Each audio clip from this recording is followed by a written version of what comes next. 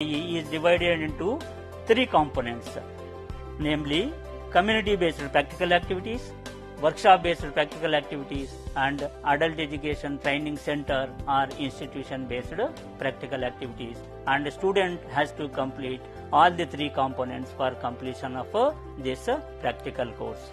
The minimum qualification required for admission to this program is bachelor's degree from any recognized university. The minimum duration is 2 years and the maximum duration is 4 years. Instructional system follows multimedia approach. The major medium of instruction is self-learning print materials, which is supplemented by other media such as audio-video programs, broadcasting, that is interactive radio counseling, teleconferencing, personal contact programs or counseling sessions at the study centers, workshops and field work as well as internship at the institutional level. Those who seek out a master's degree in adult education have a myriad of career and specialization options. They can go further for higher studies, that is research in various fields of adult education, an adult literacy teacher, faculty in university departments of adult and continuing education, extension and lifelong learning. Field functionaries in the projects implemented by state and central governments as well as NGOs. For more details, you can log on to www.ignou.ac.in. Don't forget to take admission. Hurry up.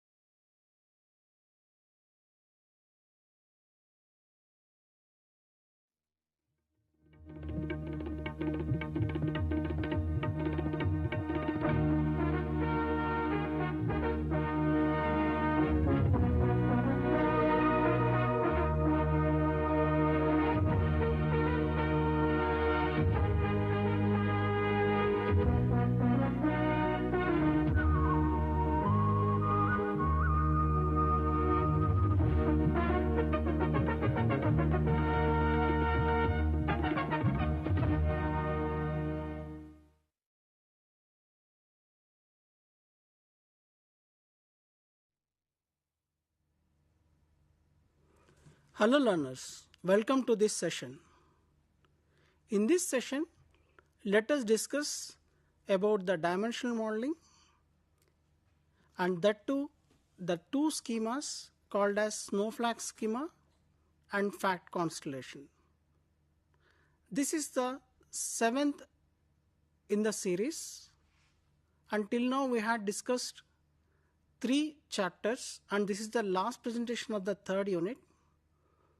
And in this unit, in this particular session, let us discuss the introduction to dimensional modeling, why dimensional modeling is required, what are the elementary measures, facts, dimensions, what are fact tables, dimension tables, snowflake schema and fact constellation schema. So these are the objectives for this particular session. Dimensional modeling, it is a technique used in data warehousing and business intelligence to design and organize the data structures that facilitate efficient reporting and analysis.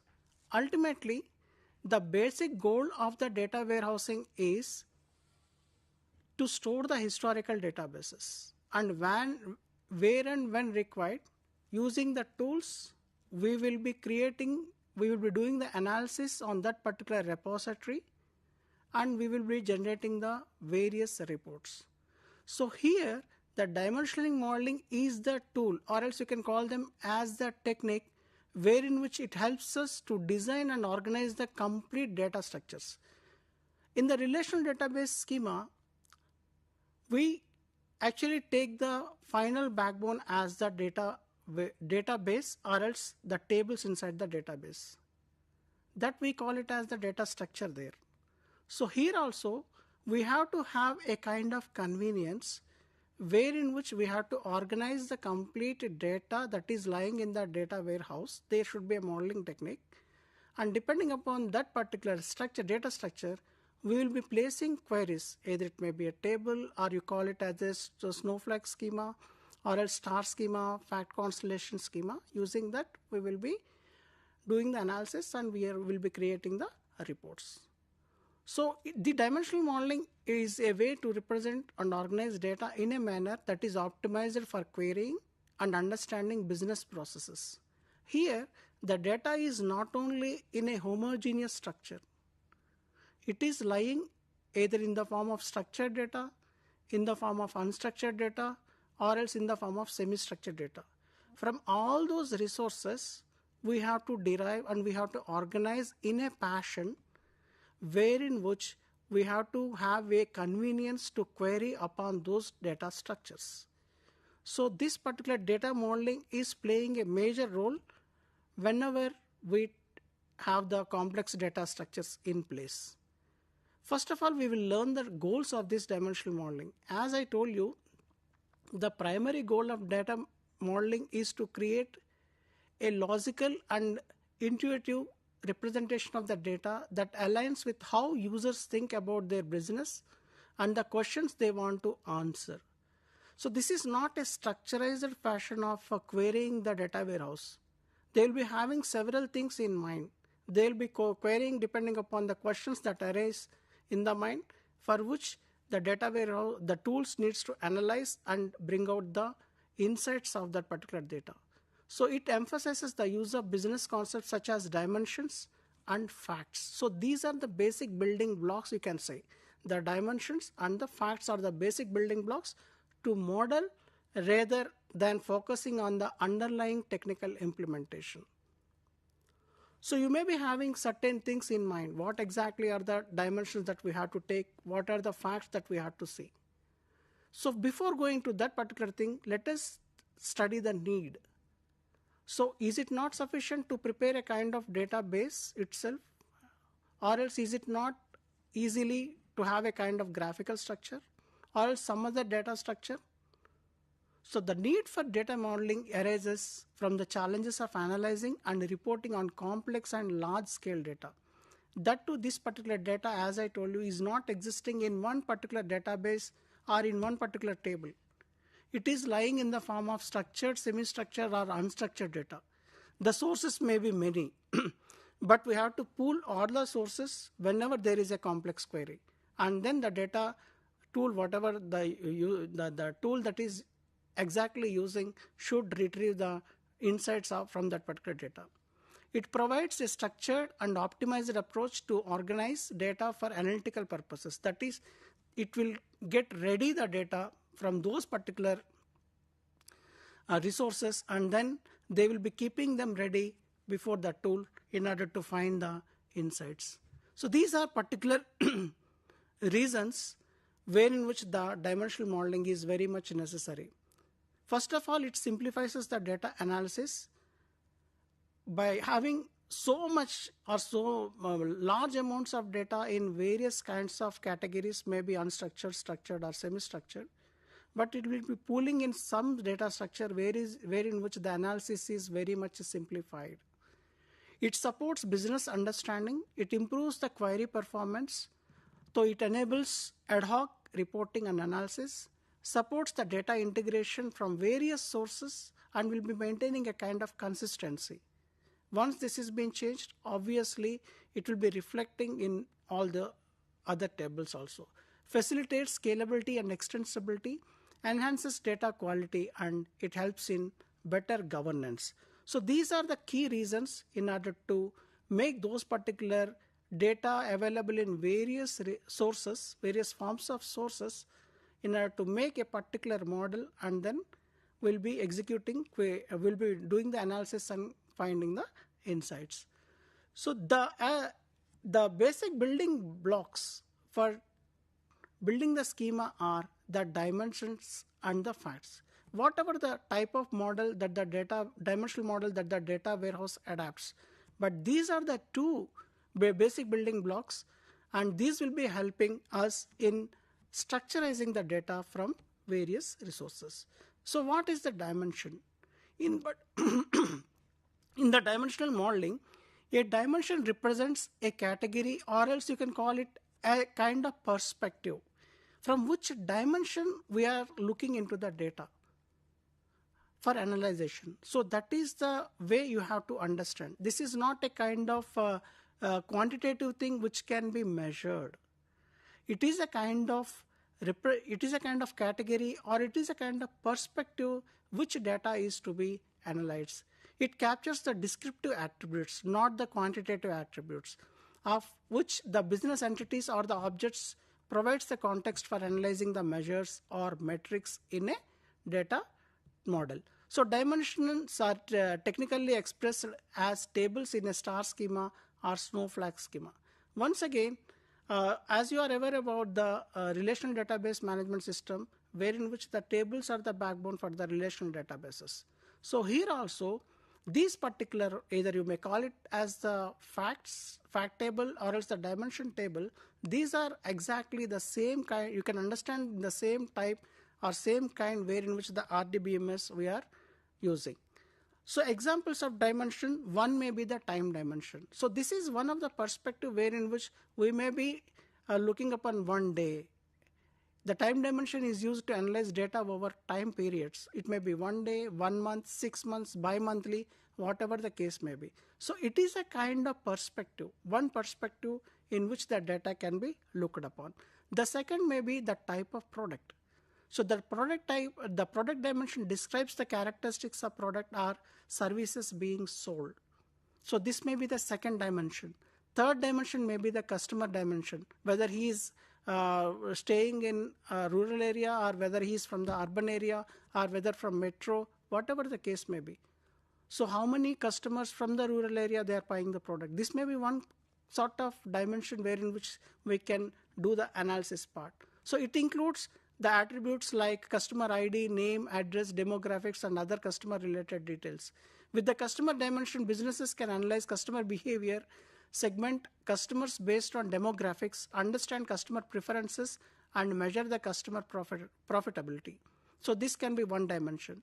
And then the geographic dimension, where the person is staying. So it may be in which continent or in which country. That also can form as a one dimension. By utilizing this particular geography dimension, businesses can analyze sales performance across different regions, compare market penetration in various cities, or study customer distribution based on geographical factors. So this can be one of the finest geographic dimension, wherein which it is having its own outlets in many countries and continents. So this can be one fine dimension. Then comes the employee dimensions. With this dimension, businesses can analyze employee performance, track an employee hierarchy, measure workflow productivity, or evaluate the departmental metrics. So this is one of the dimensions that we can think of whenever we are doing the analysis part using the dimensional modeling. Then the other component we have to talk about is the fact component. So in this particular dimensional modeling, fact as a whole, it represents the numerical measurement, or else you can call them as the metrics that are being analyzed in a data model. So here what we are trying to, in the earlier case, in the dimension, we are talking about the perspective. Here in the fact, we are not at all talking about the perspective or any kinds of category. However, here we are taking into consideration about the numerical measurements or else the metrics. So these are being analyzed using the facts. These particular facts are typically stored in a central table called as the fact table. Earlier, the dimensions are stored in the dimension table with the attributes inside. However, in the fact table, the facts are being stored as a central table wherein which they are associated with various dimensions that provide the context for the measurements. The fact table contains the quantitative data that answers specific business questions or represent events or transactions. So let us see some examples of facts also. The sales revenue can be one of the fact. So the sales revenue that represents the monetary value. Here you can see it is a measurable quantity, or else you can say it is a quantifiable. So the monetary value generated from the sale of products or services. So this is one of the fact one can consider. It is typically measured in specific currency and can be analyzed across different dimensions. Maybe one dimension may be time, one may be product, customer, whatever the case may be. So upon different dimensions, the sales revenue can be applied and we can get the insights. The second fact is the units sold. In particular, the units may be, these are also measurable quantity. So units sold is a fact that represents the quantity of products or services sold. So this, upon using, in order to find out this particular fact, the dimensions we can consider are several. It may be time, it may be the units sold as per product, the units sold as per the customer buying pattern, or else take the case of geography as the dimension, and then units sold in that particular geographical area also is a thing that can be analyzed. So the third example we can quote is the profit. So profit is a fact that represents the financial gain obtained from business operations. Once again, this can be analyzed across various dimensions, such as time can be one dimension. During that particular 6 months, what is the profit? Or else bi-monthly, what is the profit? Or else for which product the profit is more? Once again, here product is the dimension. Or customer, once again customer is a dimension. Well, like what kind of customer base is buying this particular product and what is the profit? So this can be one of the dimension that one can use, or else the geography as we see. And then click-through rate. So this also can be one of the fact. So we can call it as the CTR. CTR can be analyzed across dimensions such as time, campaign, ad placements, target audience to assess the effectiveness of marketing campaigns. So this particular CTR performance can be compared across different channels or optimized advertising strategies also. So this is also one of the latest fact that came upon after this e-commerce is happening. Then call duration. Call duration is a fact used in call center analytics. Here also we are measuring the duration of the call. So in the call centers, most of the people, whenever they try to contact the customer, they also analyze the call duration. How simple and how length the customer is able to speak, or what is the length of that particular call duration when the complaint is received. So these kinds of things, that too using the time, or else agent as the dimension, or customer as the dimension, or else call type to measure average call duration, that also can be analyzed. So using this particular dimensional modeling is not only fixed to one particular strategy. However, there are 3 models available. One is the star schema, which we had seen it in the earlier session, and this is and in this particular session we talk the other 2 models called as the snowflake schema and the fact constellation schema. So star schema, as we had studied, it is a very simple technique. So fact table will be lying in between. The center part is the fact table, and the dimension tables are spread over and connected through their keys. So that is the fact table. Let us see one example here. This is the example that we had studied in the earlier section. You can see the fact table is placed in the middle with the keys of dimension, the keys which are very much crucial to, or else primary keys of that particular table we had placed here. In the dimensional table, as you can see, item key is the key that is been connecting both the fact table and the dimension table. There is another dimension table called as the location. Third is time, then branch is there, and then you can see the measurable quantities. We had told that there are 2 different things, that is, one is the dimension and other is the facts.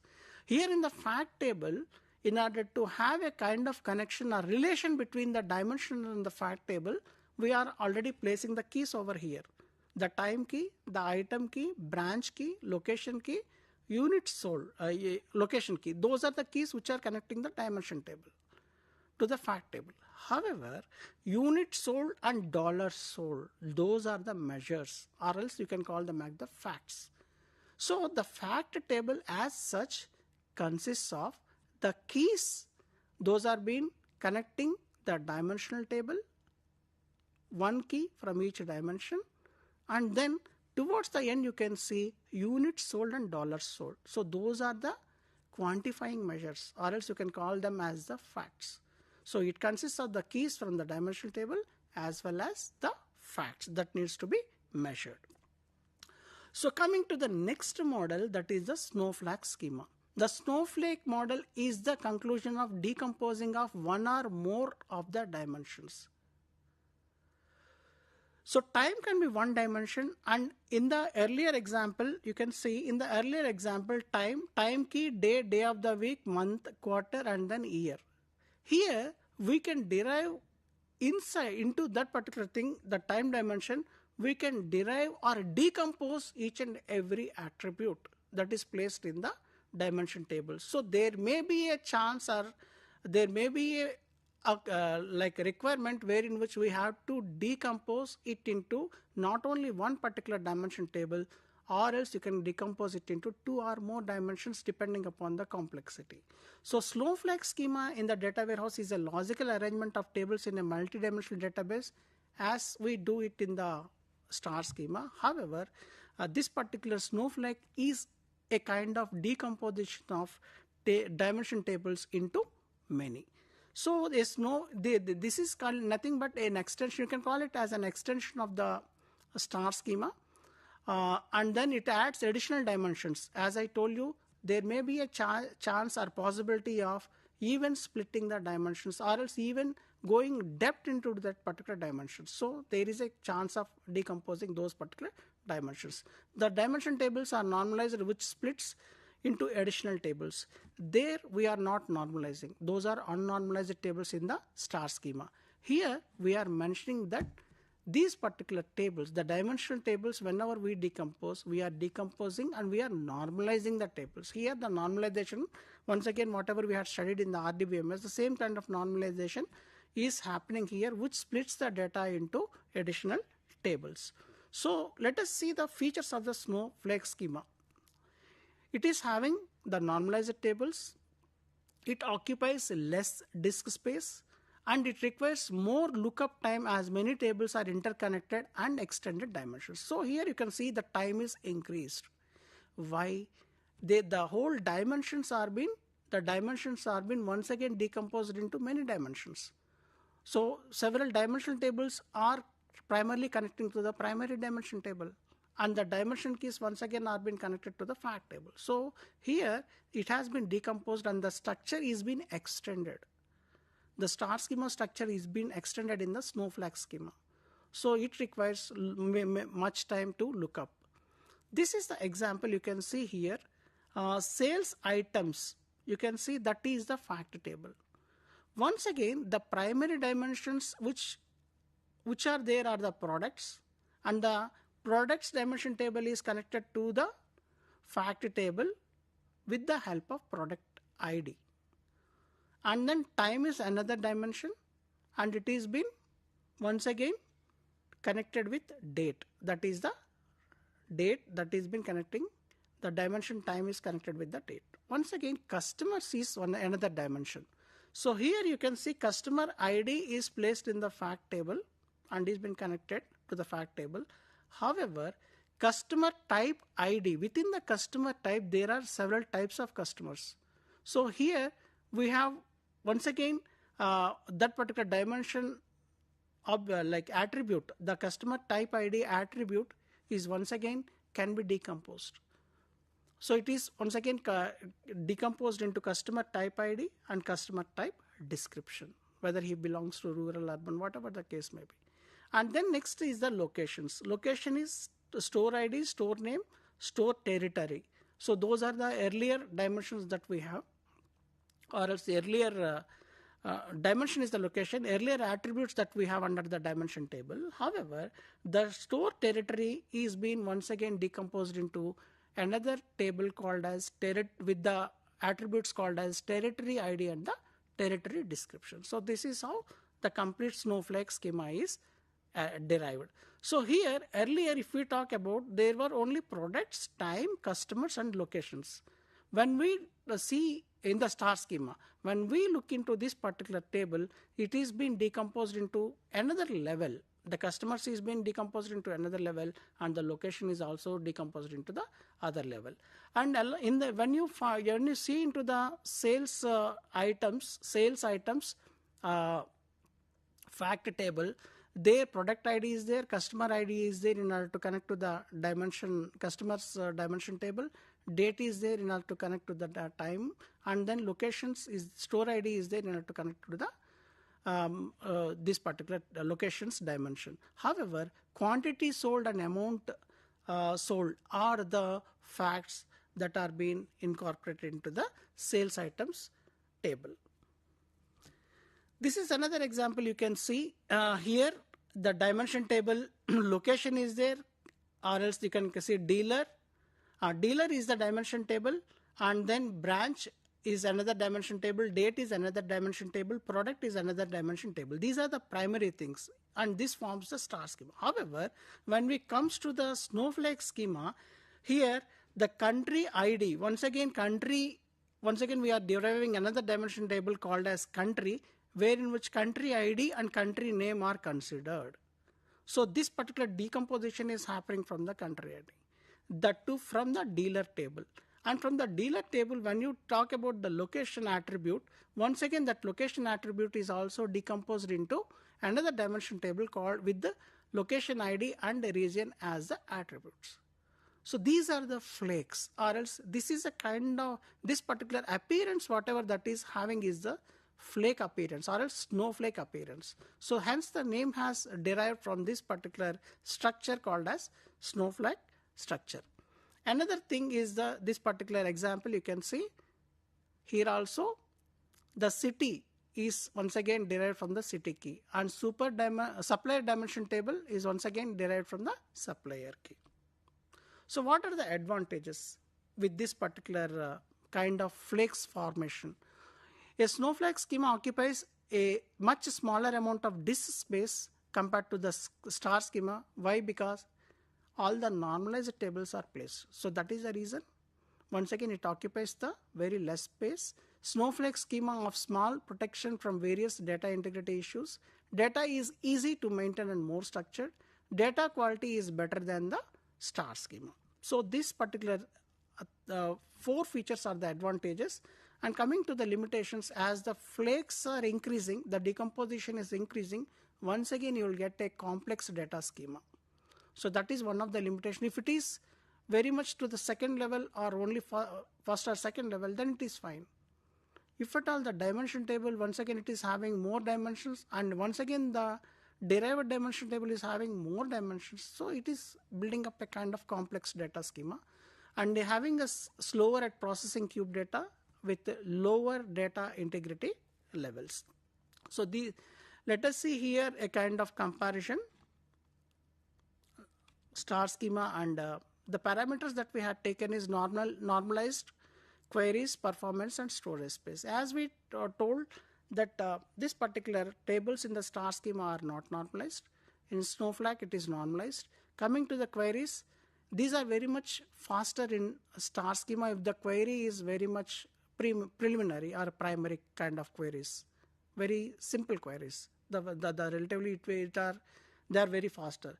When compared to the complex queries, you have to consider the Snowflake schema, and the performance faster in execution and response time is higher, very much slower in star schema, and when compared to the Snowflake schema, wherein which the performance is very slow, and as you can see, the response time is also much slower. Storage space, I told you that less storage space is required in Snowflake schema, more storage space is required in the star schema. Then usage, you can see here, type of DW.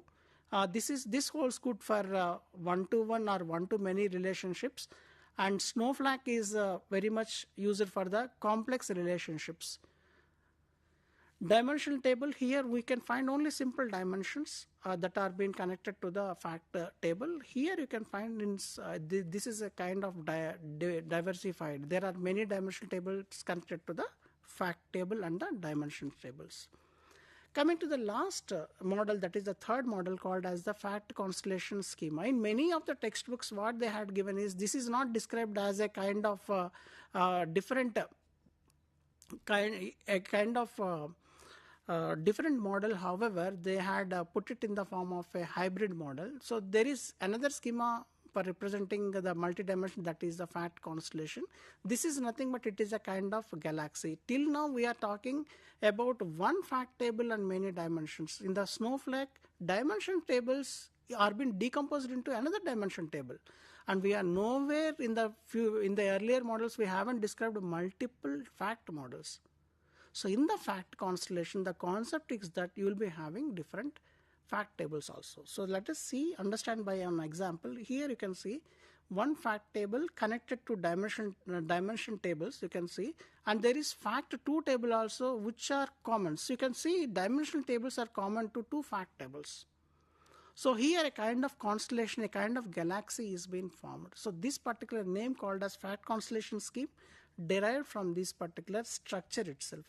So for example, if you are designing a fact constellation schema for placements and workshop in a university, fact tables can be placement and workshop, and the dimension tables can be company, student, and TPO, or else training institute, student, and TPO. As you can see, for the two fact tables that are being there, placement and workshop, 2 dimension tables are also common to them. So this is the structure that you can see here, wherein which to the dimension table, to the fact table placement and workshop, student and TPO are the common dimensional tables. So here you can see the structure is in the form of a constellation or a galaxy. Hence the name has appeared called as the flexibility and separate analysis are the advantages, and limitations are complexity and query performance against the fact constellation model. So these are the limitations. Hope you had understood in this session the introduction to the dimensional modeling, the 2 backbone components called as dimensions and facts, fact table, dimension table. We had just seen one example of star schema and many examples of snowflake schema, and one example pertaining to the star constellation. And much more to read in our course material, that is MCS 221 data warehousing and data mining. Unit 3, in the second session, we had given all these dimensional modeling techniques. Thanks for your attention. All the best.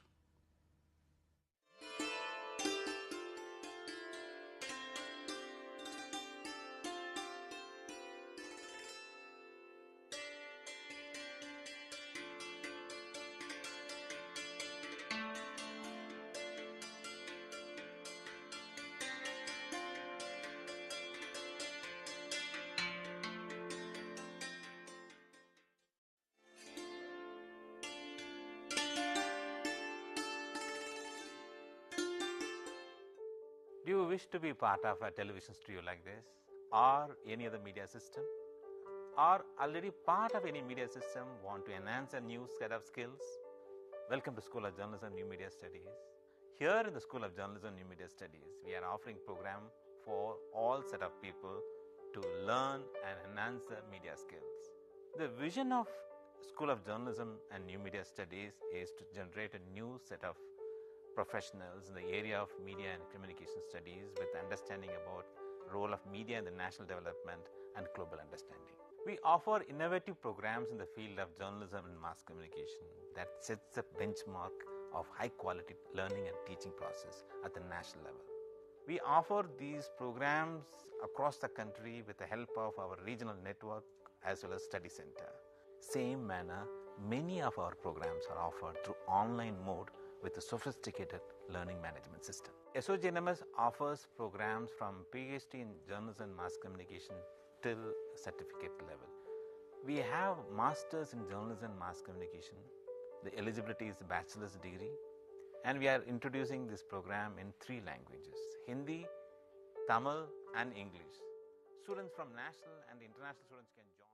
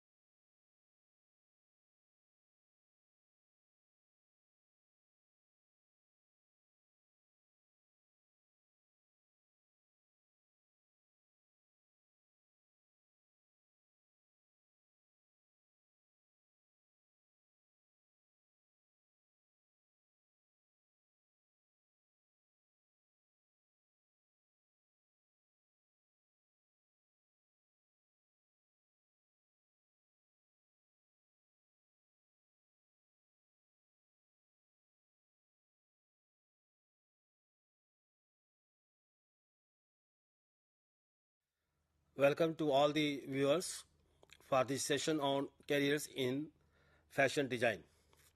Friends, as we discussed in the previous session regarding the mushrooming of fashion industry not only in India but across the globe as well.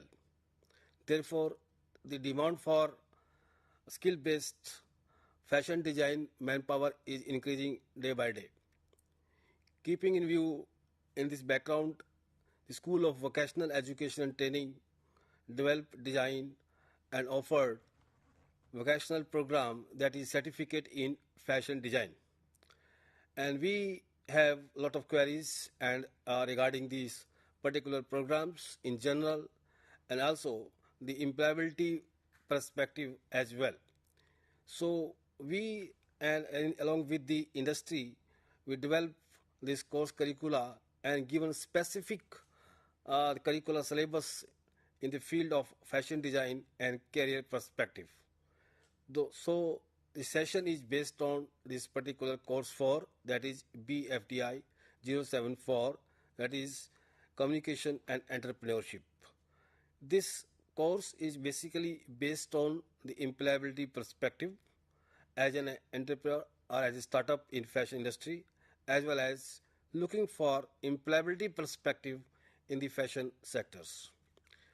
Dear friends, we also discussed in the previous session regarding the fashion industry growth across the globe as well. So fashion industry shifted from the developed country to developing countries like India and China, and now slowly and slowly increasing the other country as well, like South Korea, already leading the fashion industry as well.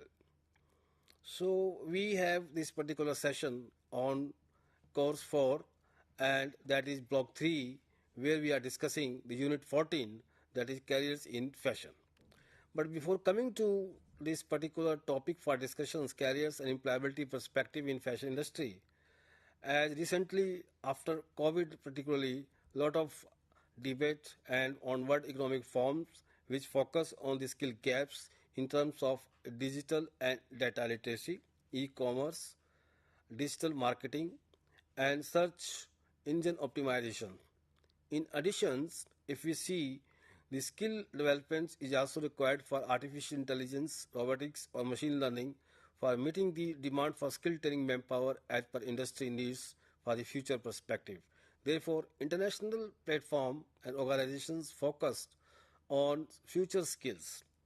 So future skills and role of artificial intelligence will replace and demand new demand and supply basically in these sectors. So we have to plan for vocational training and skill development programs after or during COVID-19, keeping in mind training background and industry needs, artificial intelligence and other digital technology will change the workplace environment. So we are focusing what are the specific job roles in fashion industry and what are the roles and further career paths is concerned. As like National Skill Qualification Framework, the level 4, 5, 6 onwards, you will get the jobs as per the skills and competencies acquired from this qualification framework. School of Vocational Education and Training Ignou designed this certificate program in fashion design at level 4.5. Now, keeping in mind these skill gaps as per the need of the industry, initially you will not get the managerial and senior posts and positions, or you can start your own businesses because of your skills and competencies which you acquired from this particular training.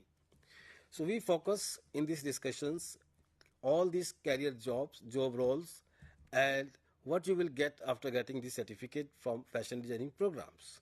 You will see the lot of job roles are there as like sourcing manager. You will not be appointing directly after getting certificate as a job role of sourcing manager because your initial stage, if you have industry experience already and you don't have any fashion design certificate, diploma or degree, then this certificate will help you to gain your positions. But if you are fresh, you will be getting as a supervisor or assistant supervisors as and when the employer see your skills and competencies for this particular job. Second role is textile designer. And the industry basically in India is concerned, and India and China or South Korea in 3 countries, if you see, textile designer demand is increasing day by day. And our students, those who just passed out in the previous batch, they also got very good job opportunities in industry, and they are discussing the pattern making designers instead of textile designers. So artificial intelligence role and machine learning roles are playing positive role in this particular pattern making and computer aided designing. So role of designing and innovation is always in demand by the industry. They are not seeing any traditional skills and competencies for these particular jobs, machines and equipments. They are looking at fresh learners, those who having the knowledge of designing and innovation. So in this sector as well, in fashion industry, the people are looking, the designers and innovators, and they are looking for giving latest taste as per the consumer's demand for fashion change. Because if you see, when we see celebrity on our social network and other platforms, we demand immediately that product. So fashion industry want to take quick decisions to meet the consumer demand in the market. Therefore, the job roles are very challenging. As a textile designer, you have to see the consumer taste in mind and what is the particular sessions and regions, because it may vary. If you are staying in metro areas, your demand may be different from the semi-urban areas or your hometowns or rural areas. So these are the factors which influence the job roles. And the third point is fabric technicians. There is a huge demand, particularly in developing countries and Taiwan. Let us see. We have seen these job skill gaps, and there is shortage of fabric technicians, and they are asking for supply from other part of the world. But if you see the China, which is leading role for providing skilled manpower in fashion industry, they have a different job roles and career paths like fashion designers. So what in India also, when we competed with them, we occupied less share in comparison to China because of huge demand in other part of the world, and we are meeting European market demand in comparison to other Asian part regions. So therefore role is fashion merchandiser is very important, which we discuss in our course 3 as well, where we discuss the introduction of fashion industry and describe the basic things which industry is looking in fashion industry sectors.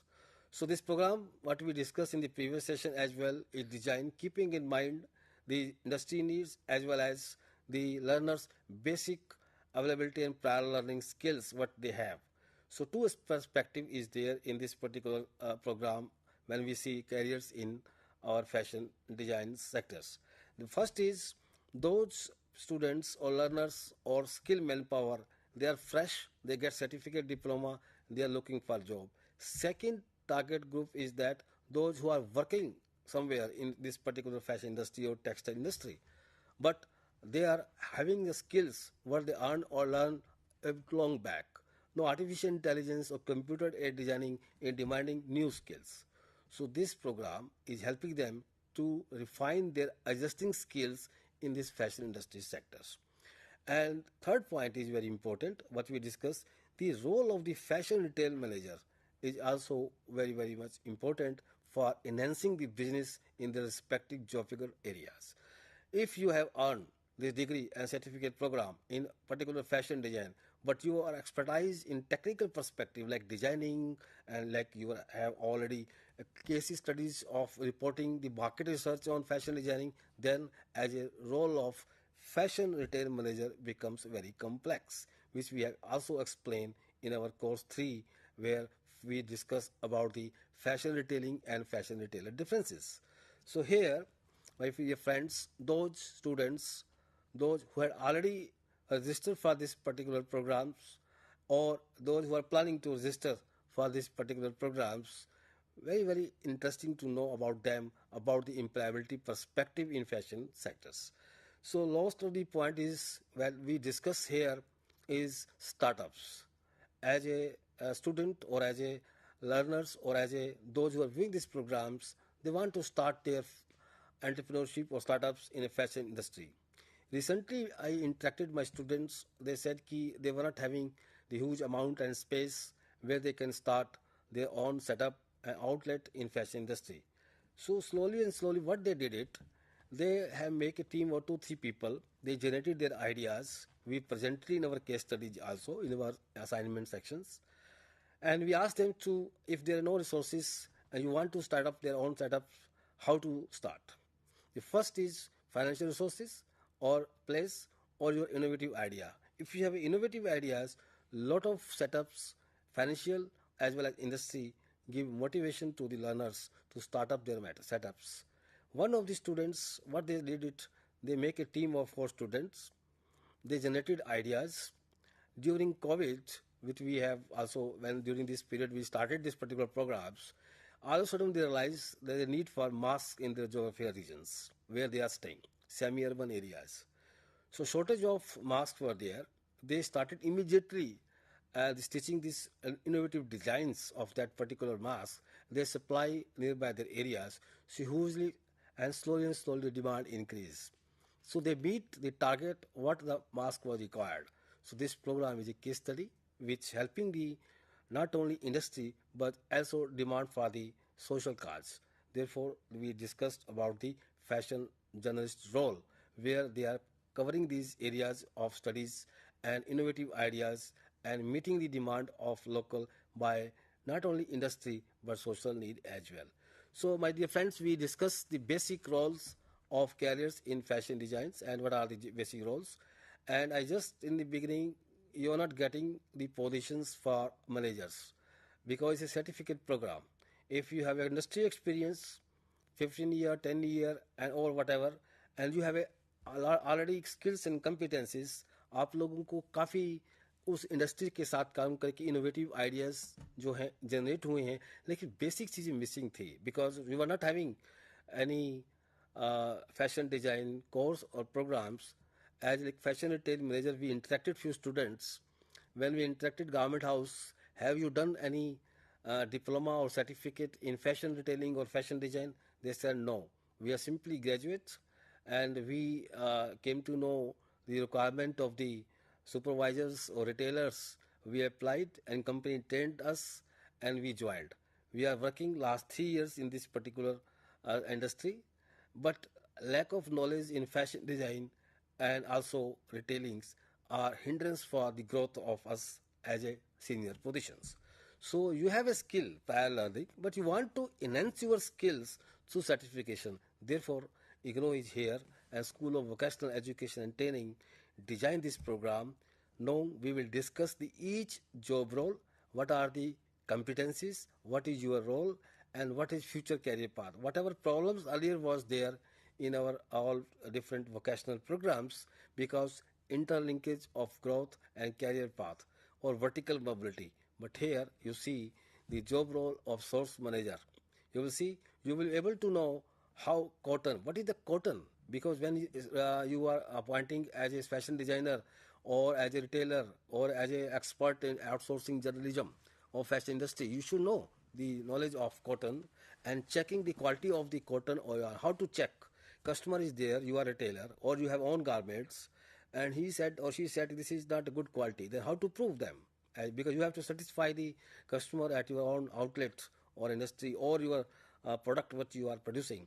For that purpose, we have given this job roles you should know, and we explain in our curricula, and then you will be able to analyze the market demand and supply. You have opened your outlet somewhere in a 50-kilometer distance from the highway, and no customer is locality is there. So what is the fun for having this outlet and your role and your competencies to utilize? You have to see the knowledge and analyze the product demand in a particular area and what type of customer taste is there and what type of price you are selling. These are the factors which we discuss. That is your job role in a careers as a sourcing manager. So you will be familiar with the current trends and price of raw materials. Here you have not to be only procurement of the cotton or yarn or as a pre-requirement fabrics. So these are the basic knowledge and skills and competencies you require as a fashion sourcing manager. What is sourcing manager? We explain. You are working in as a fashion designer in industry. You should know all whatever job roles we explain. Individually, you will be able to against a trainee in the sourcing firm, and later you will be promoted as a sourcing assistant. I just said you will be not appointed as a managers, you will be appointing as a sourcing assistant. You will be having acquiring certain year of experience on procurement of raw materials. Raw materials, it is very important, and with good communication ability skills, and you will be able to promoting as a sourcing managers. So these are first job role, and what are the future career path after getting certificate in fashion design program from Ignou. You will be having second role is textile designers. So it's a purely very specific and very specialized jobs, and at present we are facing, industry is facing the skilled manpower in this sector. What are the job roles? As a trainee, you will be able to prepare different type of designs. It may be artificial based, or you will be using computer edit techniques and liaising with the clients and other team members and creating new collections of designs and editing and putting design on repeating. That is also because if you see in our social network also, or in India or across the other part of the world, old days may we were having the different hero or our celebrities were wearing the old clothes and different designs. But at present, if you see 70s or 60s, somehow that is repeating. Therefore, this type of knowledge you should have as a textile designers. A career route typically in textile design begin with an assistant designer. You will be appointed as an assistant designer and followed by textile designer after getting few experiences at the industry. With 2 or 3 years of experience, designer become manager of a team, or you will be having a director depending upon the organizing structure of the firm. It is not every firm, every industry having these job roles. It depends upon the small industry or large industry. Accordingly, they will be appointing you for these job roles. So textile designers are hired by company on good packages. However, one can also go as a freelancer. In this particular textile designer, we have an interaction, few of them. They are working in a one industry in a specific job roles, but at the same time they are playing a role as a freelancer for either another industry. So there is a huge scope for this particular textile designer role. Next is the fabric technicians. So what are the job roles? You will be liaising between designers and fabric sourcing unit, because that is very specific design job, and you will be having testing of fabric strength and colors. You should have knowledge and skills, and you will be able to match the standards of fabric as per the requirement by the industry and creating a new fabric idea. The last point is very focused here, because industry give focus when we interacted with them through our research work. What type of training you are looking for employable at your respective enterprises? Industry HR says कि we are giving major focus when training, giving beautiful ideas for new fabric concern like pattern making, designing, creating new fabric for the demand for local specific target group. So fabric technicians can begin his career as a trainee or a fabric assistant, and later on progress as a fabric technicians. You will be having a development of fabric designer experience. So next level in this career become a ladder in the senior fabric technicians and managers and so on. So this type of job roles we have explained with illustrations and case studies in this particular unit, and this unit also will tell you a case study of successful learners, those who have become designers and they have a lot of employment opportunities, not only national level but also in international level as well. One of the experience I would like to share with all of viewers. One students from South Korea, when he visited in India, they have studied our own fashion design pattern. They interacted with us कि how you are teaching this pattern making designing through distance mode, because they have impressions कि all skills and competencies to be delivered through face-to-face or hands-on experiences. So we share our experience with them, and we tell them कि you see we have online platforms and we also are delivering our ideas and activities through our own teleconferencing session like Gyan Darshan, and learners are viewing this. All learning by doing, they play and they activate, and then this pattern making block what we design helping them to give these particular innovative ideas. So we not giving this curricula to do what we have written in our self-learning materials.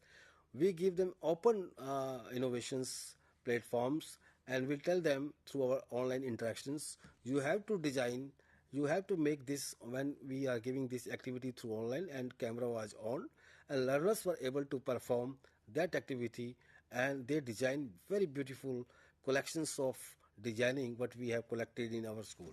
So this type of idea industry is looking, and that design.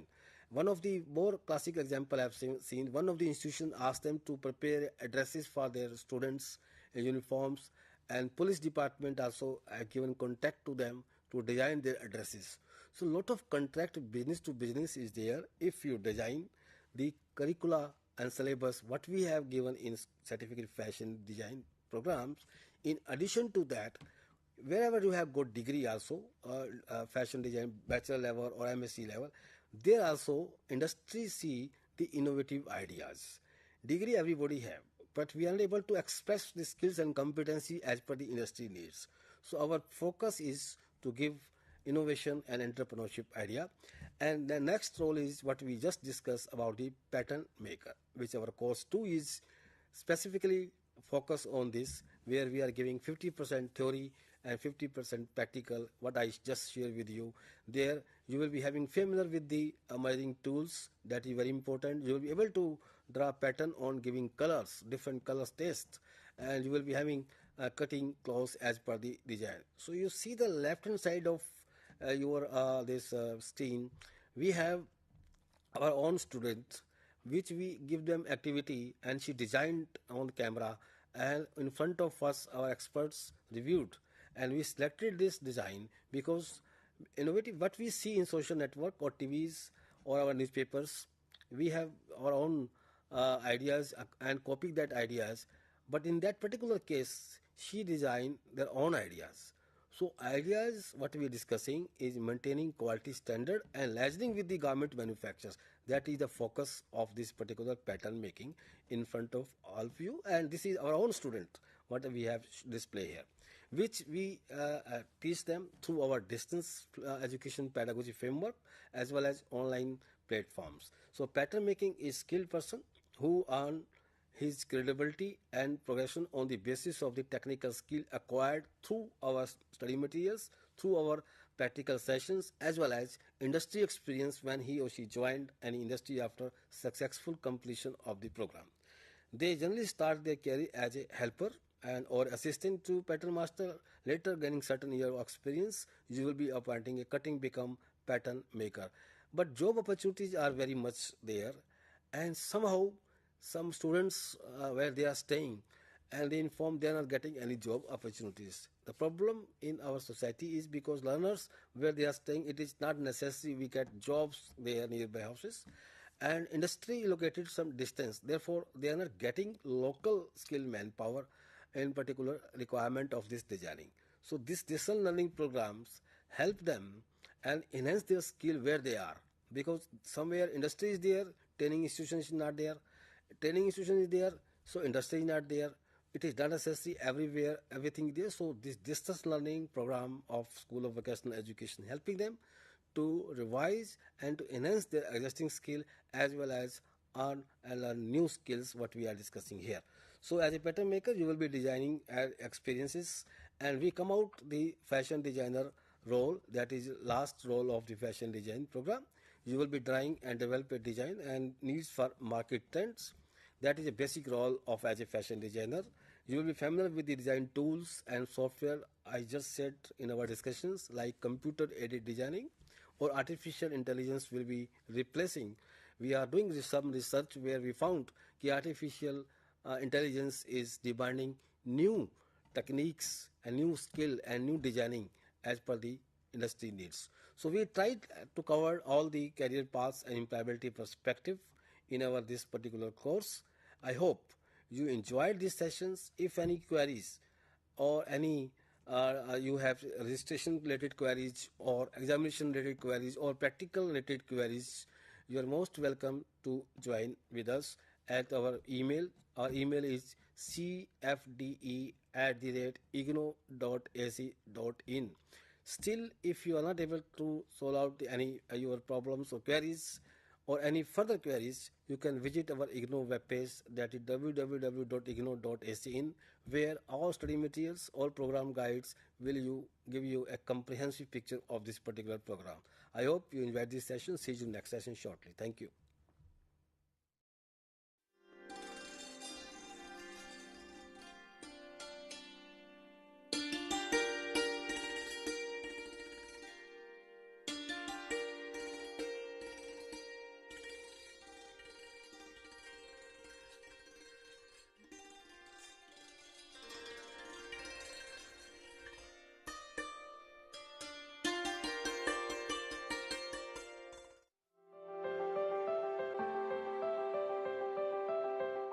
Are you interested in television journalism or radio journalism or online journalism?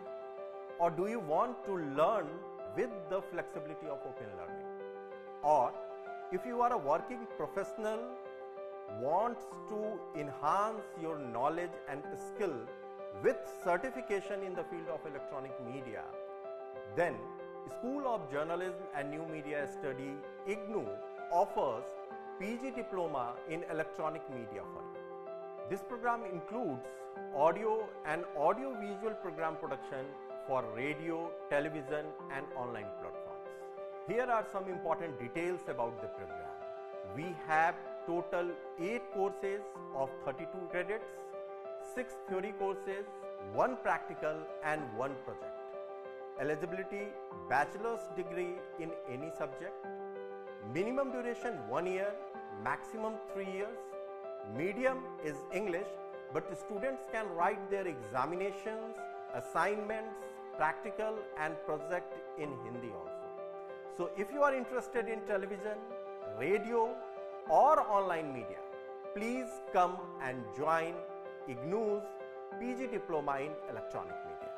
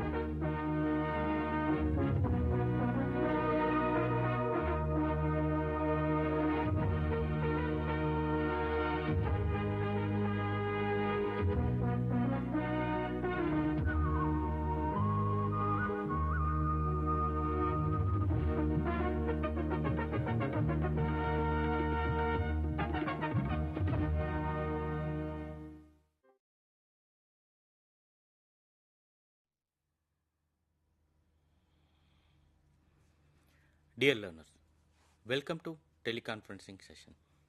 In this session, we will discuss about BPSC 106 Understanding Public Policy. It is one of the core courses of PA Public Administration in Honors. In this course, we will discuss about changing nature of state and its impact on public policy. So as a student of public administration, everybody knows that public policy means it's a solution to the problem to the society are facing. So that is the public policy definition. Like for example, if you look into that, public policies are as old as government. Okay, when the government has started, that itself, or otherwise you can say when communities, when people started living together, they used to have some kind of a rules and regulations, and they used to have some kind of a discipline, or you can say follow some kind of order. So these also smallest decision also it comes under the public policy decision only. So in this topic, changing nature of, like for example in India, India is a socialist democratic state. If you look into the United States of America, United Kingdom, they are all coming under the capitalist kind of a state. And if you come into the India or South Asian countries, mostly like for example, we are coming under the socialist democratic country. So if you look into that, our policies are mostly related to the public service. Like if you look into the capitalist, then it used to be the policies are mostly based upon the market based means they used to support the private sector and also. So how that context used to affect the public policy. Like for example, if you have any authoritarian rule, what used to happen, they used to have a police state, or you can say it's a kind of a military state, or you have to follow the rules and regulation of the king or any head of the state. But if you come into the democracy, that difference is different. So the policy also it used to change. Policy also used to change based upon the context or nature of the state. And also we can say that state is a kind of a necessary evil, it is a benefactor, or you can say it is a coercive. Okay, you can say like for example, you can say any coercive state also. From police state to welfare state, okay, we have seen many shades. Like when we got independent, you have to see our policies. After that, slowly how it has been changed, because police state means controlling the law and order, to maintain the crime rate, and to oversee the border issues. So these are the things are there. When we have moved into the welfare state, then nature also changed slowly. So state can be like here in the student of public administration, everyone knows about state means it's a country. Okay, it used to represent. A state can be a liberal, a socialist, a capitalist, or developing country, developed country, or you can say totalitarian country also. So many scholars like that different state, different type of state have a different type of policy. Like if you look into that, many scholars like Harold Laswell and David Easton, they used to say that if you want to make any public policy, if you want to study any public policy, if you want to analyze this public policy, you have to understand the functioning of the state. Like for example, in any country, if they are providing subsidy to the people, then you have to understand that why they are providing the subsidy. You have to see the socio-cultural context of the people, whether the people are living very poverty ridden state, or they doesn't have any proper income. So these are the basic factors are interrelated with each other. That's what they used to say. First you have to see the state, understand the functioning of the state. So based on this, what happened in after 1990s, that World War II, that there was a serious problem in the world economy, and they thought that state intervention is a necessary factor. Okay, so that it can influence, and it can influence when the state factor influence the public policy, then the welfare model used to be introduced at all. Like for example, another public administration or political science scholar, you can say that Thomas Ardai, he said that public policy is whatever government choose to do or not to do. So this is what the government going to do or not to do, that is the public policy. There is whether it is in a good way or in a bad way. Like for example, the success or failure of the government is to determined by the public policy only. So public policy is the expression of the will of the state.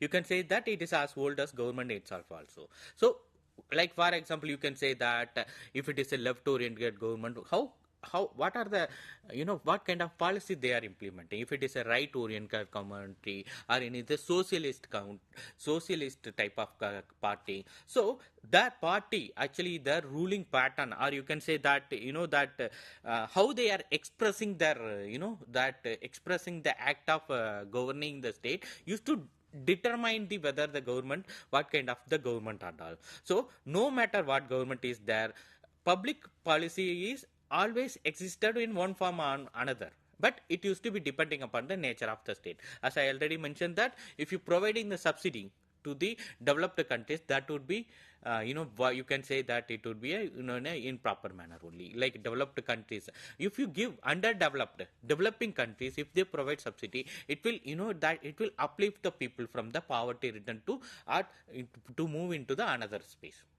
So that way, public policy always existed in another form, in depending upon the nature of the state.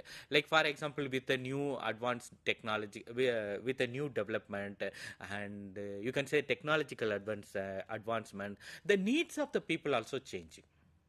Okay, so the state also changing its nature and scope accordingly. So we all know that the police state, like for example, initially we had a police state. Police state means they used to do the protection of the people and the tax collection. So what will they do? They will collect the tax and they used to protect the people only. These are the basic things they used to do as a police state. Slowly, gradually, we have moved into the welfare state. So what happened? Welfare state means you have to upliftment of the people. You have to improve the people welfare strategy. You have to strategize the people oriented public policy and all. So the public policy is like, for example, Farrell Heddy has said that the state is everywhere, it hardly leaves a gap. So you have to find out that it is replicating in the public policy also, because you can't avoid the state also. At the same time, wherever the state is there, the public policy is to play a more important role and all. Like for example, in the welfare state, okay, policy is mostly formulated every task, like from womb to tomb. You can say that it is each and every corner. It has to, like for example, transport, cremation, like you can say by birth. When you are children by birth, you are getting issuing a birth certificate. After the school, after the children nutrition program, once the kid has been grown up, they used to get the adult nutrition program, and you will get the student used to join in the schools. After that, go colleges. That you know that what used to say that school education policy, higher education policy, then after that job, job oriented policy, employment policy, and once you become a old, or if you have a ill, then the hospital, then health system of the government, and when you become old pension, and when he is died, that cremation. So if you take like a womb to tomb, or you can say that each and every activity has been determined and molded by the government policy only. In a similar way, you can say that democratic welfare state, like you can say that liberal or progressive policy, or when in a totalitarian state, the case is be entirely different also. So depending upon the state only, the different, there are four different kind of policies are there. One is that regulatory, substantive, distributive, and redistributive. So whether based upon the nature of the state, the policy, you can define that whether the policy is the regulatory policy, substantive policy, subject to distributive policy, or the redistributive policy. Now we are moving into the relationship between the nature of state and public policy. So far the discussion, we understood that public policy is the product of government's wills and goals. Okay, it is a kind of a concise course of action taken by the government to achieve certain predefined goals. From the various definition of the public policy, we can conclude that public policies are governmental decision. We can say that it is a public policies are, it's a governmental decisions only. They are the actual results of byproduct and activities undertaken by the government in pursuance of certain pre-decided goals and objectives. Like for example, you can say that recently we have encountered that a new educational policy, new agriculture policy. So why they are having these kind of a policy? Because it is a kind of a government's pre-decided goals and objective. So the scope of public policy is that determined by the role of state, role that the state adopted itself. Like for example, in capitalism, the economy is that based on market driven. The state leaves the shape the society and life accordingly. But in the socialist state, there is a state ownership of business and services. So the state adopt the policies of the planned development, thus is increasing the reach and development. Like for example, if you look into that, India is a kind of a socialist state. Like now we have a Niti Aayog used to do our planned development. Before Niti Aayog, we had a planning commission. That planning commission used to have a 5-year plan document. They used to determine each and 5-year plan. So this is kind of a thing. In the capitalism, it used to be that market forces used to determine the policy. But If you come into that state socialist sector, then the state used to be a major actor in that all that. So we have to therefore understanding the nature of the state. If you want to understand the nature of public policy, policies are the result of the action. It differs according to the nature of the time.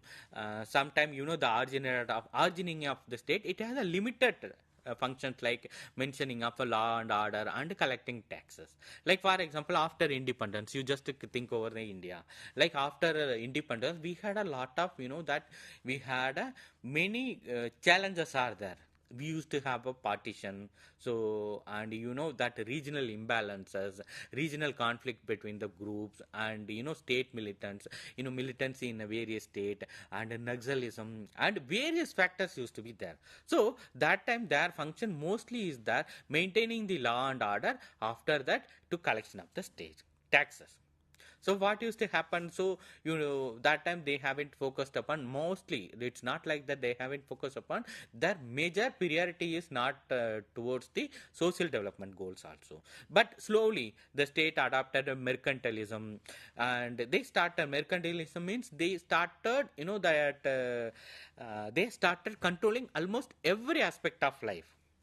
Towards 18th century, the state had a petty laws related to what kind of food people should eat and what days. So this is kind of a mercantilism. So there was so kind of a restriction on freedom of commerce and trade. So again, this kind of a mercantilist control of state and industry, the France has started raising a laissez-faire state. Laissez-faire means leave alone, don't control us. Instead, what do you mean that? Like in the mercantilism, they used to focus upon the what kind of food people has to eat and which day they have to eat, and also what happened that slowly protest has been started. Then the French has been started the laissez-faire kind of a state. Laissez-faire means that it is a leave alone. In laissez-faire, if you see, the scope of public policy is also very limited only. Most of the policies are related to foreign invention and maintenance of peace and law and order. This, if you look into that foreign invention means that army used to protect the nations and maintenance of peace, law and order. Again, the problem is that there was there is a lack of public policy which are related to health, education and all. So that's what a major problem again. So even if you have a laissez-faire also, they mostly focused upon the that major framework only. It's not like that health and education are not major. That time that rising alarm situation is like to maintaining the border, foreign invasion, maintenance of peace and the law and order and also. So we do not find any policies on health, education, etc. Moreover, we do not find policy related to the development and welfare also. So public policies are more or less due to restrictive nature of the study of public administration also. Slowly due to the shortcomings of the laissez-faire, so demands were put forward. It's a kind of extensive state ideology that could save the people from the exploitation of the capitalist countries in the post-industrial revolution post-revolution phase. Like for example, the state information should be there so that you can avoid the exploitation from the capitalist of the people. So that time there was a demands also were raised from the protection of the some kind of a society of the people. After the World War, there was a rise of nation states and democracies, along with the rise of capitalist and socialist countries, paved the way for the welfare state also. In the 1930s, the post economic upheaval, or you can say that Great Depression, that world has witnessed some kind of various fascist powers also. On the other hand, like for example, planned economics, that they have a socialist countries, they were performed very well. So this made the capitalist country to think over their policies. So they have also adopted the welfare state model. In a welfare state model, you can look into that state social security, health and education is the primary responsibility of the state. In a welfare state, in a private enterprises exit along with the redistribution of the income by taxation and positive discrimination by the weaker section of the people also. So since the scope of the activities of the welfare state is very wide, the public policy also very comprehensive.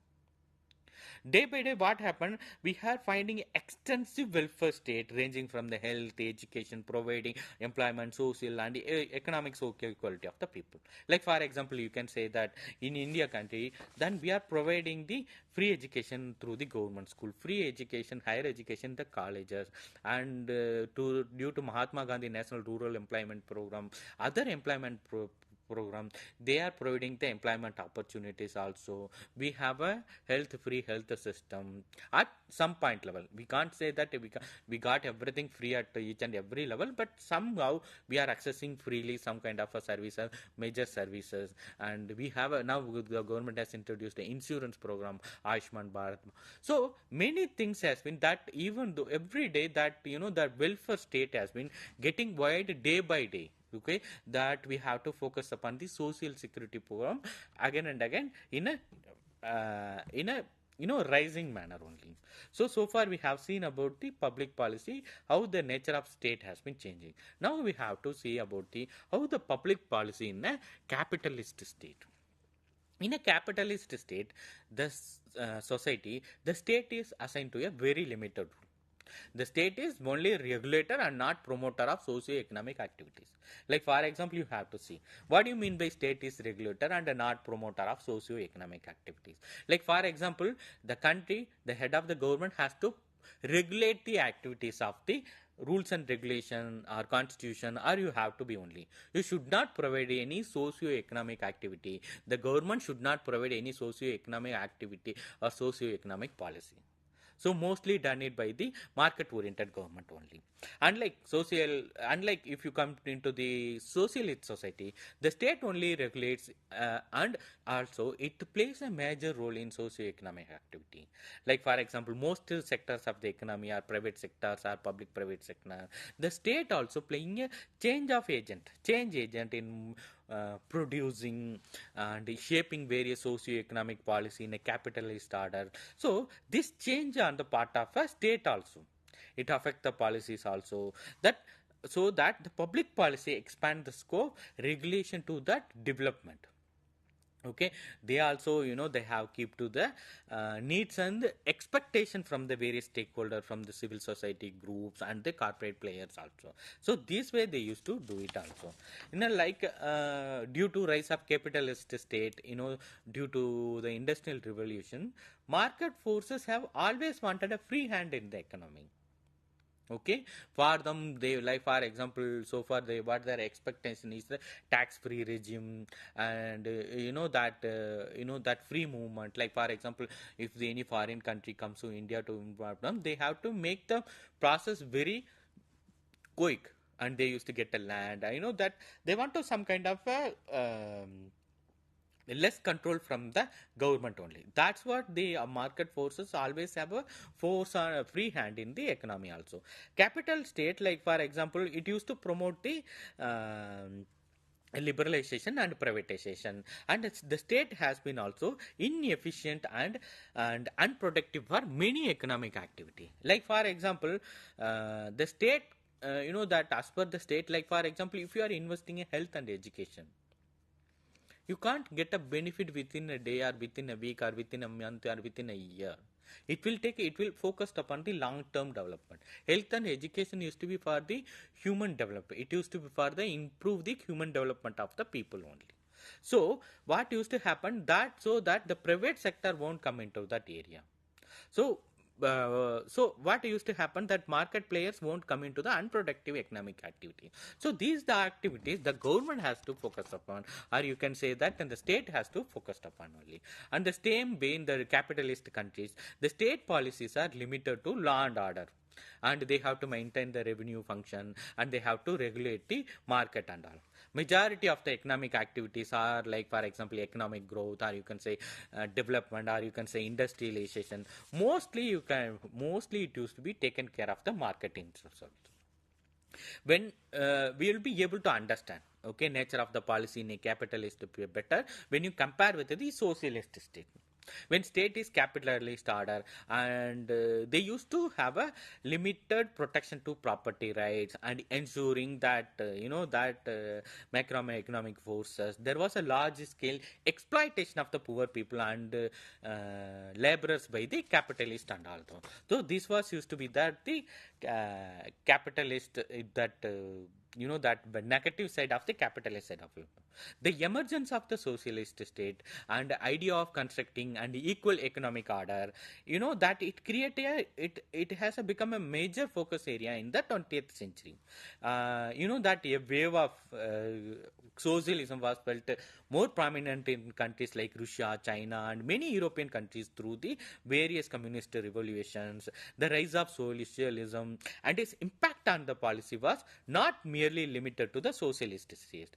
You can say that various non-socialist states also influenced by the socialist. Like, for example, if you go to any European country, some kind of they used to have a world better, social security schemes to protect their uh,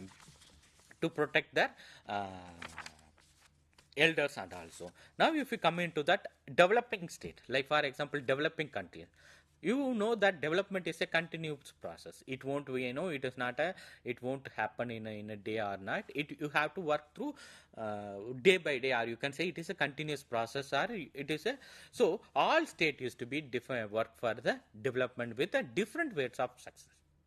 If you come into the developing country, public policy is a elite legacy. So policies are not formed in the general interest of the people, but somehow vested interest of the elite section of the society used to shape the policy. So policy strategy neither rational nor consciously made efforts also. Like for example, what used to happen? If you're in a developing countries or underdeveloping countries, the most of the policies used to determined by the based upon the industrial revolutions or the market force, or you can say that elite section of the society. So they used to influence how to make and the public policy and all. So political rationality, if you come into the political reason, instead of rationality, they used to dominate the reasons, the elites and all. So politician, what they will do, they used to garner some kind of votes. Instead of achieving decidents, they need a vote bank policies, though you used to do the elite policy kind of a thing. So this way, political executive does not adhere to the comprehensive policy planning, and they also used to change into the according to the mood of the public. They used to change it according to the mood of the public, according to the majority of the people. So this leads to that lack of consistency in the policy. So this is the reason they couldn't get the desired ends. Like for example, you can't, public policy is a long-term objective. Okay, you can't change each and every government every 5 year or every 10 year. It is used to be long-term change also, and you can't change the public policy based upon the crowd which are supporting to you. In the developing countries, you can say that the executive used to be dominate the policy process. Legislature is the secondary policy matter, but political executives are the stronger permanent executive in a policy making. So whenever any new government takes over, the policy farmer is that used to be there. If you used to be the abundant, and they used to bring the new policy and they used to bring it only. So what will happen? It used to affect the long-term development. Okay, but if you coming into the developed state, the political culture is very mature. They do not abandon the policy with the advent of a new government in a stable environment. Even long-term policies also, they used to bear the fruits, and the evaluation becomes the easier also. And citizens also used to be better educated and aware. So they are in the provisions position to provide the feedback, to improve the policy process, and allow the government to make adjustment various programs also. In the public policy, as a student of public administration, we all know that feedback is the one of the most dominant component in the public policy. Without feedback, without suggestion, we can't improve the public policy and all. So that way it used to be very very much supportive in the developed countries and all. So another aspect is that public policy in a totalitarian state. In early period, you can see that most of the states were ruled by the authoritarian governance and the dominance all over the state and all. State goals and agenda were supreme. no individual or group activity or ideology country to the vision was not allowed. Mostly it used to be done by the most of the that king or that leader. They used to dominate and all. They never followed the constitution, they never followed the rules and regulation. They used to do the what they think only. So that way totalitarian is totally against the totally opposite side of capitalist and the welfare side also. So towards end that so far we have seen public policy is a decision, it's a will of the state, it is a depends upon the only. So public policy, you can say that it is a contextual setting, that public policy mostly determined by the based upon the nature of the government or nature of the state, and depending on kind of a state, the governance set the public policy also. Now we can see that we are moving into the police state to administrative to we are moving into the different kind of state, that is a capitalist, socialist and laissez-faire also. So that way these are the context setting up the different kind of the policy also. And finally I can say that the success or failure of any government is depends upon the policies also. So thanks a lot for listening. We will meet next time in a different topic. Thank you.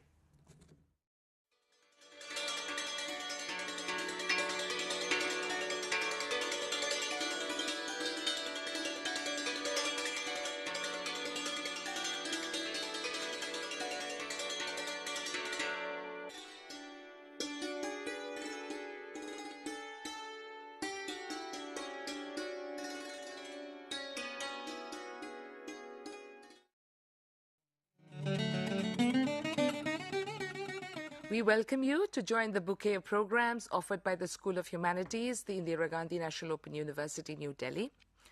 The Indira Gandhi National Open University, New Delhi is a mega university today. It was created by an Act of Parliament in 1985. It is the world's largest university with an enrollment of about 3.5 million current students and 3.2 million alumni.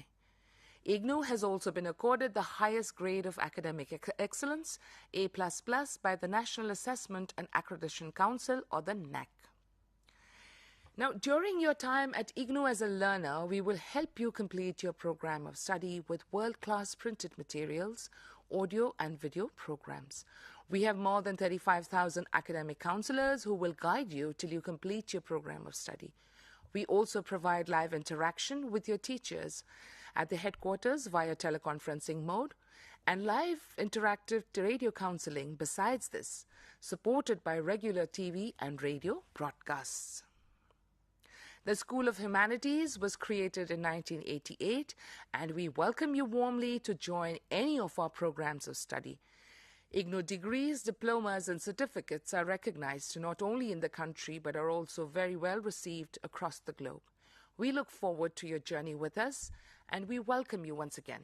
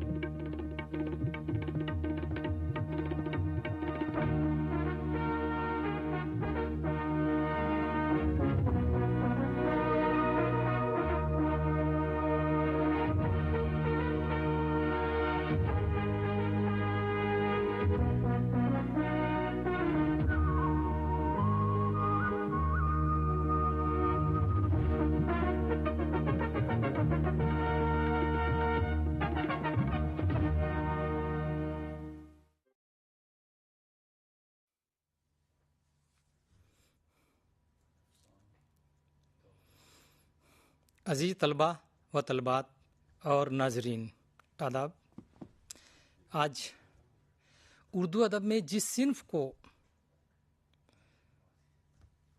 इस अदब के चाहने वाले, इस अदब को पढ़ने वाले या इस यानी कि उर्दू अदब से मोहब्बत रखने वाले या मोहब्बे उर्दू जिस सिन्फ को सबसे ज़्यादा लाइक करते हैं, पसंद करते हैं या उससे मोहब्बत रखते हैं, वो फिक्शन में सिर्फ और सिर्फ अफसाना है। अफसाना اردو ادب میں جیسے ہی مغربی ادب سے نازل ہوتا ہے، یعنی کہ وہ اس میں اس کو تسلیم کیا جاتا ہے، اس میں اس کی دیکھا داکھی اردو میں جب افسانے کا آغاز ہوتا ہے تو یہ صنف یعنی کہ افسانہ اپنے وجود میں آنے کے دور اول سے لے کر ہی آج تک یہ سمجھ لیجئے کہ اردو سے محبت رکھنے والوں کے دلوں پہ راج کرتی رہی ہے، کیونکہ اس کی بہت ساری وجوہات ہیں جو اس کو ہر دل عزیز صنف بناتا ہے۔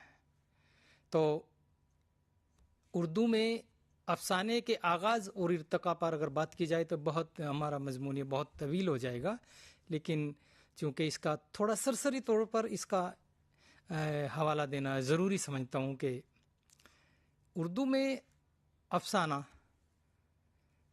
ویسے تو بہت قدیم زمانے سے لکھے جا رہے تھے، اس کے عناصر ملنے شروع ہو جاتے ہیں، لیکن باضابطہ طور پر اردو میں افسانے کا آغاز پریم چند کی قلم سے ہوتا ہے، اور چونکہ پریم چند نے بھی ممالک غیر کے افسانہ نگاروں سے متاثر ہو کر اردو میں افسانے لکھنے شروع کیے، اور کئی جو ممالک غیر کے افسانہ نگار ہیں ان کے افسانوں کا ہندوستانی زبانوں میں جب ان کا ترجمہ ہوتا ہے تو پریم چند ان کو پڑھ کر بھی بہت متاثر ہوئے، اور انہیں لگا کہ جب ممالک غیر یعنی کہ رشیا کے یا مغرب کے جو افسانہ نگار ہیں وہ اس طرح کے افسانے لکھ سکتے، یعنی کہ وہاں کے عوام کو لے کر کے، وہاں کے مزدور اور کسان کو لے کر کے، وہاں کے جو معاشرے میں ادنا طبقہ ہے اس کو لے کر کے افسانے لکھ سکتے ہیں، تو پریم چند نے بھی اپنے افسانوں میں اس طرح کے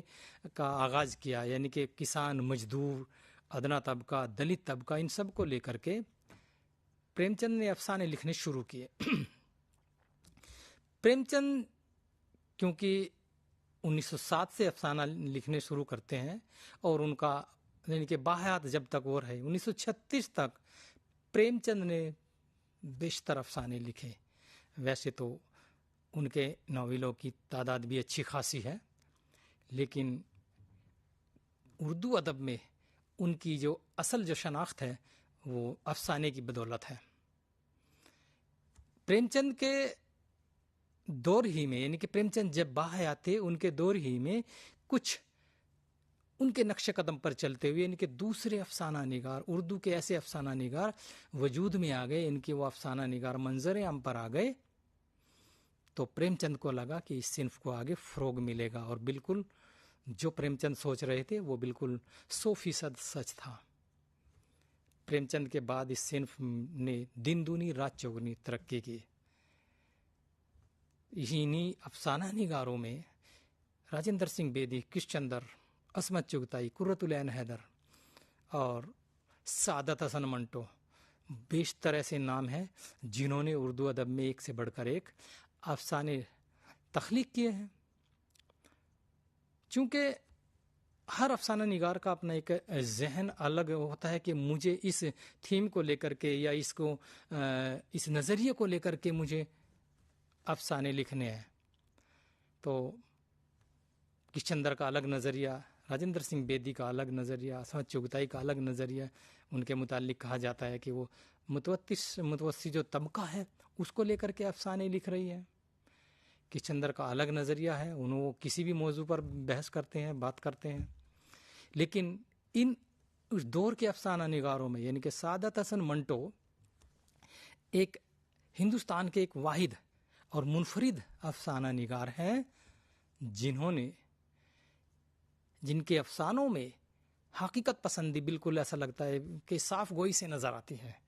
ان کے یہاں وہ جس موضوع پر قلم اٹھاتے ہیں اس کے ساتھ میں پورا انصاف کرنے کی کوشش کریں، یعنی کہ اس کو حقیقت میں بدلنے کی کوشش کرتے ہیں، جبکہ افسانے کی تو تعریف میں ہی کہا جاتا ہے کہ من گھڑت یا جھوٹی یا بناوٹی کہانی، لیکن سعادت حسن منٹو کہ یہاں ایسا نہیں۔ اگر وہ کسی طوائف کے بارے میں لکھنا چاہتے ہیں تو لگتا ہے کہ انہوں نے شاید اس معاشرے میں جا کر کے जहाँ तवायफ रहती है उन जगह पर जाकर ये खुद रहे होंगे और इनके अफसाने में एक से एक बारीक बीनी से ऐसी बात का जिक्र किया जाता है कि जहाँ तक आम लिखने वाला या कोई सोच भी नहीं सकता।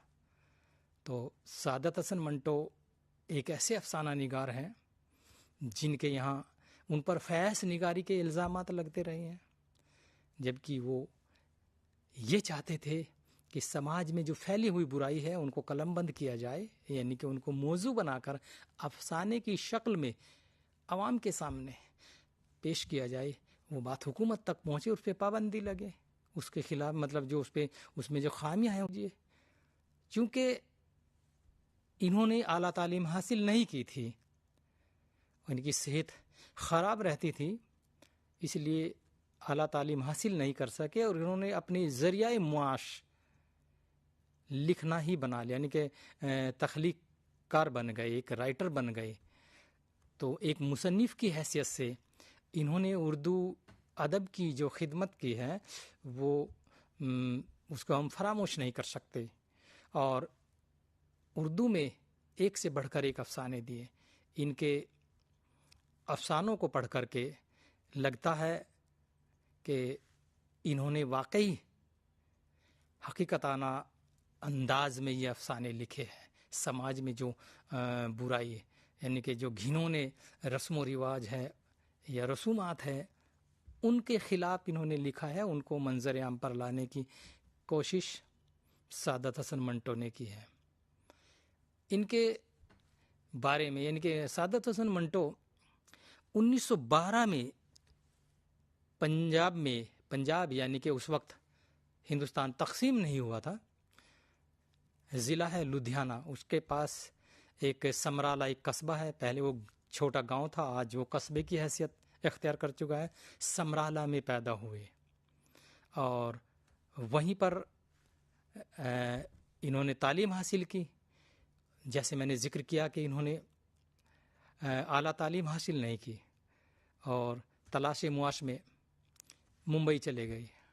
मुंबई में इन्होंने फ़िल्मों के लिए लिखा, फ़िल्मों के लिए स्टोरी लिखी,